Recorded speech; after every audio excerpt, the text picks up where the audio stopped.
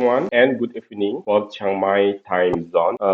The first, I want to thank Miss Abirada Pook for inviting me to discuss the topic related to the current practice of uh, underwater cultural heritage. And I also want to congratulate Ms. Chihiro Nishikawa from UNESCO Paris for organizing this gathering forum. And I want to start the presentation. My presentation entitled the current practice of underwater cultural heritage conservation in Indonesia and Aceh province. Okay, there are some a little material here. I want to start my presentation from the problem of regulatory frameworks. There are two different um, cultural heritage conservation law. The first is regulated in Indonesia, uh, law number 11 of 2010 on cultural heritage conservation and preservation.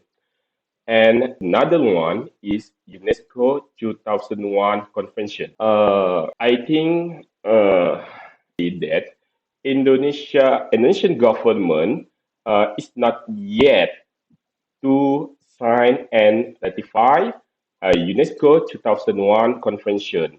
The cultural heritage of in Indonesia is defined as material cultural heritage, including cultural heritage objects and so on. But unfortunately, we don't have a time definition regarding the underwater cultural heritage. But UNESCO 2001 Convention has its own definition about underwater cultural heritage. This problem implies on the lack of definition in underwater cultural heritage in Indonesian law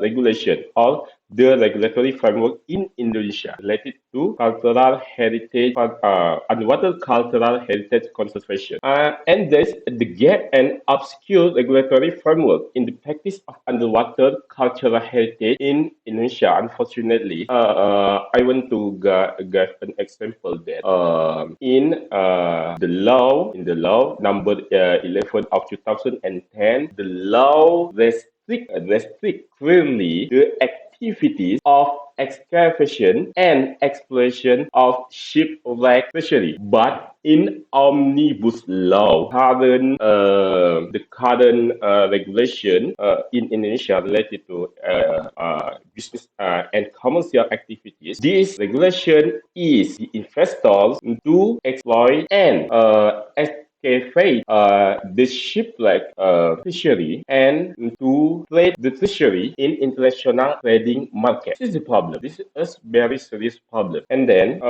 give an outline of problem that the activities of Institute for Preservation of Cultural Heritage solely focus on the conservation of cultural heritage located at on the land area rather than underwater circumstance. This is the problem. If you see the statistik kebudayaan or cultural statistic, that they focus only on this matters on the conservation of cultural heritage on the land, and they don't have a comprehensive inventory list related to underwater cultural heritage, the object, the size, the structure. This is the problem, and this is a serious problem in the Indonesian context. And the gap between regulatory framework in cultural heritage conservation and the practice of cultural heritage conservation, especially underwater cultural heritage conservation, and I will discuss later. There is some case that the shipwreck fishery is lost and undetected anymore and undetected. I cite and mention the case in the executive summary, and you can read the executive summary. Okay, the misconduct conservation practice in underwater cultural heritage. This is the problem. So there are some illegal exploration and excavation of underwater treasuries of shipwrecks, archaeological sites, especially what had been happened in Pulau Bawean. Two foreign shipwrecks from Australia are explored and excavated illegally and not under the supervision of and monitoring of the Ministry of Fishery Affairs, Marine Affairs and Fisheries. This is the sum of the problem, and the conflict of interest and overlapping regulation between national government and local municipal government. So especially regarding the blueprint of city facilitation and building development, especially what had been happened in the context of Kampung Pandai or Kandang Raja-Raja site in Banda Aceh. And I think, thank you very much. I should stop the presentation here.